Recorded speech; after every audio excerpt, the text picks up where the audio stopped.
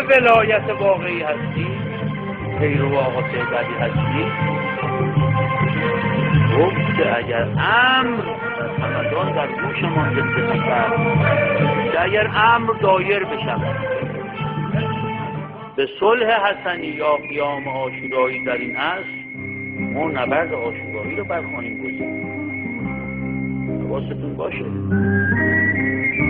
راهی جز مبارزه نمانده است و باید چنگ و دندان ابرقدرت‌ها و خصوصا آمریکا را شکست و الزاماً یکی از دو راه را انتخاب کنیم، یا شهادت یا پیروزی، که در مکتب ما هر دوی آنها پیروزی شد. و از همه اینها مهمتر استمرار روح اسلام انقلابی، استمرار روح اسلام انقلابی در طرز جنگ تحقق یافت. گفت من اولین باری که دیدم همه چیزایی که راجع به پاسدارا میگم دروغه. این یک مسیحه، این همون چیزیه که بعد داده شده به ما میاد. من مرید پاسدارا شدم. زودتر تموم میکردید کمتر شهید میدادید. این سوال پریروزه صحبت منه توی دانشگاه علامه. یه سوال اومد چرا جنگو زودتر تموم نکردید؟ شما که میدونید خود کشته میدید. حالا پریروزه عزیزم، نه اینکه فکر بکنید که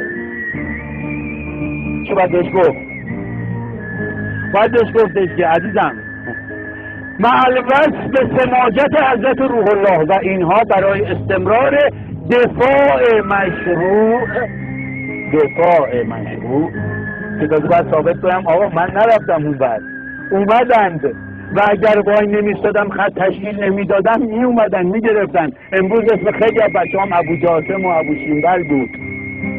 22 جلد مانیفسته که این 22 جلد تکلیف منو در این قرن مشخص کرده که من باید چجوری زندگی کنم، چجوری باید انقلابی باشم. از اون قرار شدی که برید تو لاک دفاعی. چرا که او گفت قرار شد برید تو لاک پدافندی. چرا که او گفت خدایا تو میدانی که این صلح و این سازش با کفر نیست که اگر بند از بندمان جدا کنند، اگر زن و فرزند هستیمان را در جلوی چشمانمان بسوزانند و به اسارت بگیرند، هرگز امان نامه کفر و شرک را امضا نخواهیم کرد.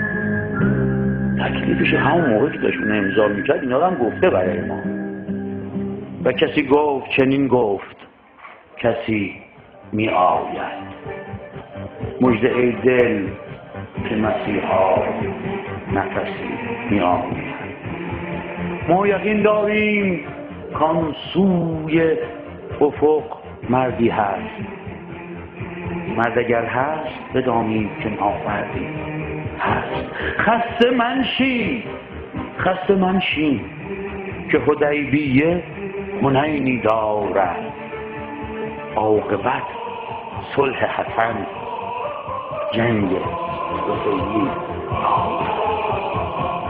دشنه بردار که بر فرق کسان باید کوفت و قفس بر سر صاحب قفسان باید.